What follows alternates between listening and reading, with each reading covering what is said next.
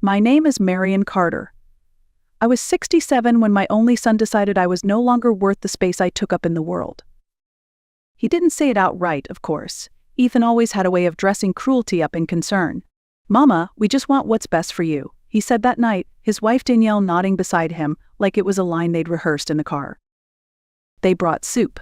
They smiled too much. They asked about old paperwork I hadn't touched in years and told me how hard it must be keeping up a house at my age.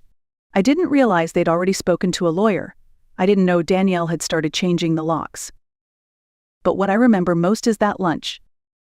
They picked me up on a Sunday. Danielle wore pearls.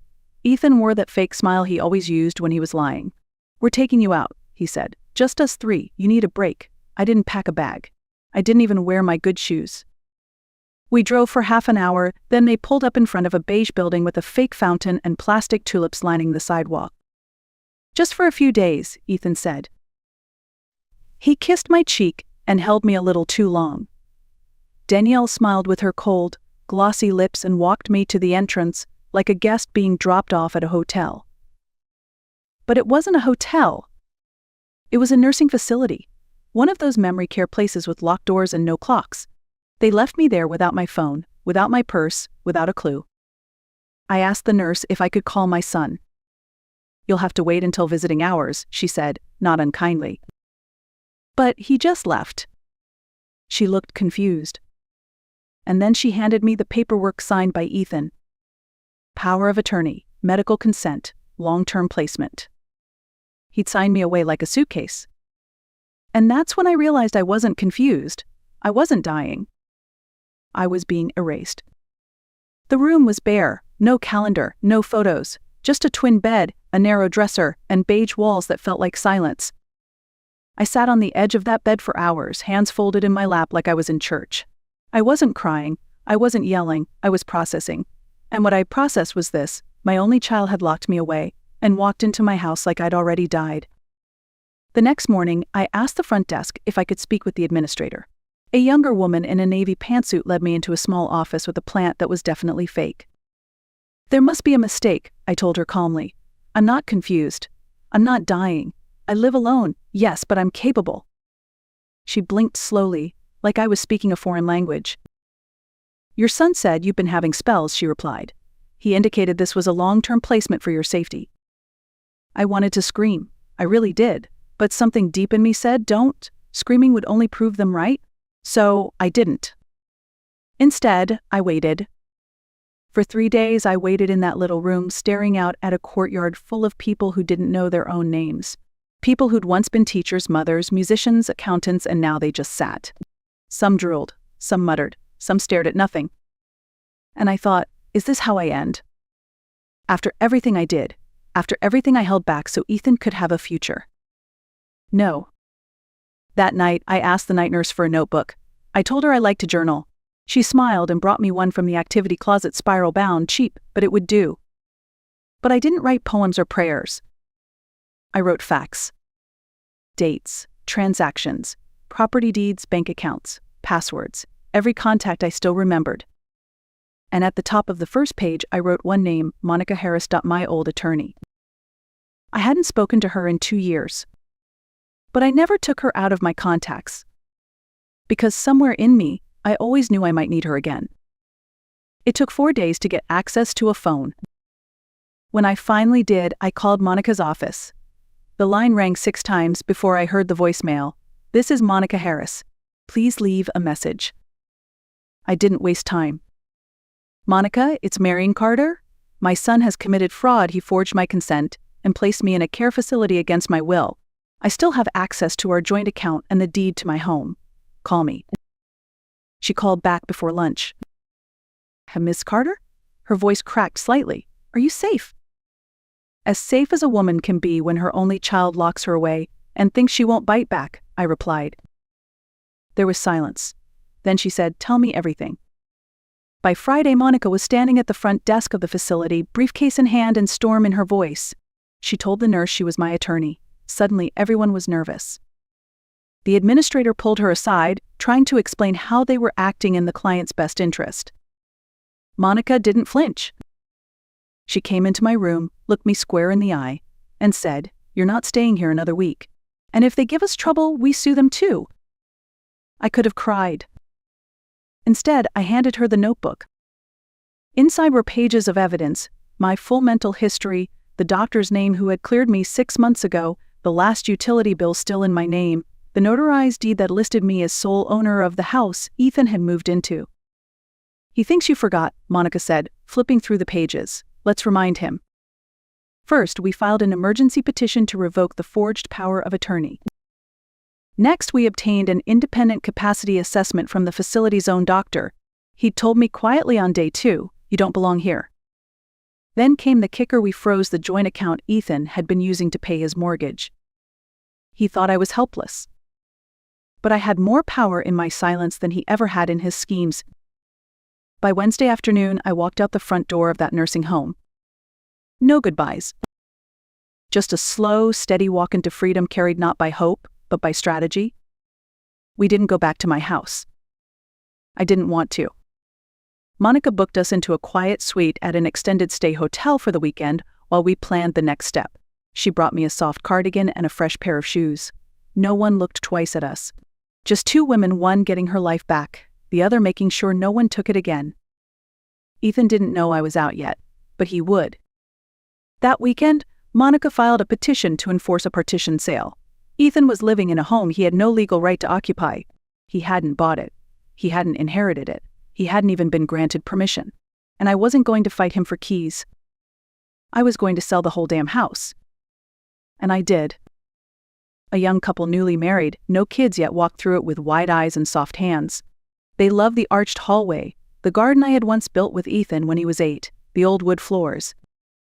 I think it wants to be filled with love again, the wife whispered, fingers brushing the kitchen counter. I nodded. It does. They paid in full, cash. We closed in just under 2 weeks. The house I once scrubbed on my knees now belonged to someone who saw it as a beginning, not a conquest. Danielle messaged me on Facebook after they got the court order to vacate. Your family, she wrote. This was our future. I stared at the message for a long moment. Then I typed back. No, I was your past, and you buried me too early. Then I blocked her. The day they moved out, Danielle didn't speak to Ethan. She loaded the car in silence, slammed the trunk, and drove off without looking back. Ethan sat on the porch for hours that night, just him and the dark. But I wasn't done. 3 days later, I bought the house next door. A small, 1-story place with rose bushes out front and a porch that faced Ethan's kitchen window. I paid in full, no mortgage, just paperwork, keys, and a pen that shook slightly in my hand, not from weakness but from the quiet satisfaction of what I had just done.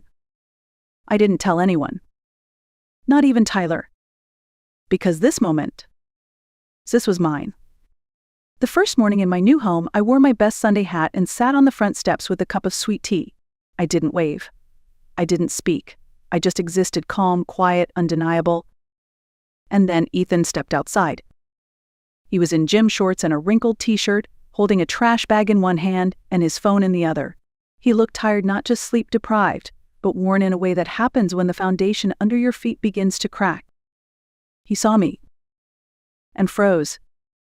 I smiled just enough to register. He turned around and went straight back inside. 4 days later, Danielle stopped making eye contact. She parked on the far side of the driveway, closed the blinds tighter. I noticed, but I didn't react. Instead, I planted roses, bright, blood-red ones, along the shared fence. Petty, Monica teased. I smiled. Peaceful warfare. Every morning, I waved to the mailman. I baked banana bread for the young couple who now lived in my old house. I chatted with neighbors Ethan never bothered to speak to.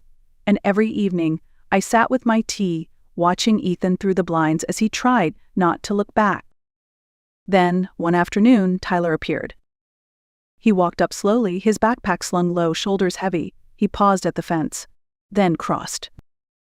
He knocked once. I opened the screen door. "Grandma," he said, voice barely above a whisper, "can I sit with you a while?" I didn't ask questions, I just moved aside. We sat in silence for a bit, just like we used to during summer storms when he was little and afraid of the thunder. I poured him iced tea in a glass with a lemon wedge. He took it, held it, didn't drink. They told me you had dementia, he finally said. Said you weren't safe alone. I gave him a soft smile.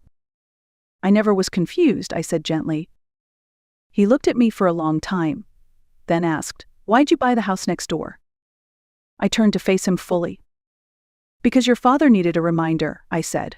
One he could see every time he stepped outside. Tyler stared at me, then snorted. "You're colder than I thought, Grandma." I laughed, a real one. "No, baby, I'm just done pretending I owe anyone my silence." The next morning, Ethan showed up on my porch. He didn't knock right away, just stood there with his cap in his hand, like a boy rehearsing a lie. I didn't move. I sat in my chair, calm as ever, tea in hand.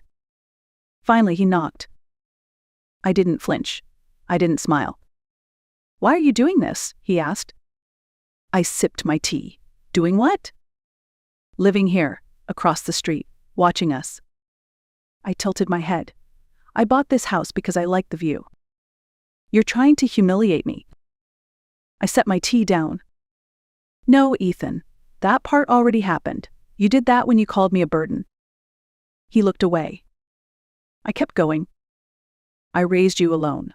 Worked 3 jobs, skipped meals. I kept the lights on when I couldn't afford the gas bill. And when I finally needed help just a little, you left me in a locked room with strangers. Called it mercy, called it love." I thought. "No," I cut in. "You didn't think. You acted. You forged. You lied. And you assumed I wouldn't fight back." He had no words. I stood slowly and walked to the door. "This is my piece, Ethan," I said firmly. "Don't knock unless you plan to earn your way back into it." Then I closed the door. No slamming, no dramatics. Just the quiet click of a woman reclaiming her dignity. That night, Tyler came downstairs while I was setting the table for dinner. "Was that Dad?" he asked. I nodded. "What did he say?" "Nothing I hadn't already heard in my heart," I answered. "But it's not my job to carry him anymore." Tyler sat at the table across from me. For a moment he just stared at his plate. Then he said softly, "I'm glad you're my grandma." I smiled, warm and full. "Me too, baby, me too." Outside, Ethan sat on his own porch, alone again. And I let him. Because peace, once reclaimed, is not something you ever surrender again. People think closure comes when someone says sorry. I don't believe that. I believe closure comes when you can look at someone's face and feel nothing. No more ache, no more need, just space between you and the storm. And I had finally stepped out of the storm. A month later, I received a certified letter from Monica. Inside was the final draft of my will, neatly typed, fully notarized, and updated to reflect exactly what I wanted. Ethan got nothing. Not a penny. The house I now lived in would belong to Tyler when he turned 21.